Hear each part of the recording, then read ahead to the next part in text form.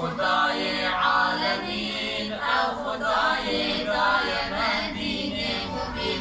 أمكرنا أمة خير البشر تابعي مقتداينا مؤمن أو خدای مالك ملك عظيم دایم میراث قرآن كريم ديننا الكامل نعم التمام يعني دام أحمد دار السلام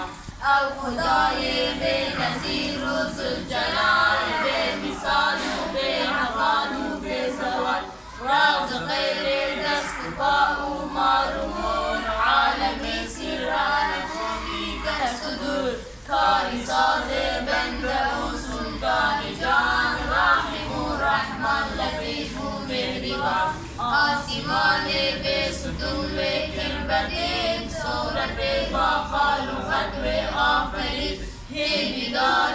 امجد شاهد کریم اهدنا یا رب صراط المستقیم نیش مسعود و خطات دوستم نیش صحیح سال و غفران و کرم یا رقیب آمد و خاصص امجدم شیر آلا یا محمد السلام گرد بیت جناری بالنجات بعشق و شوقا کن ببیجین الصلاة الصلاة والسلام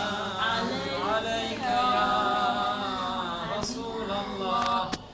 الصلاة والسلام عليك يا حبيب الله الصلاة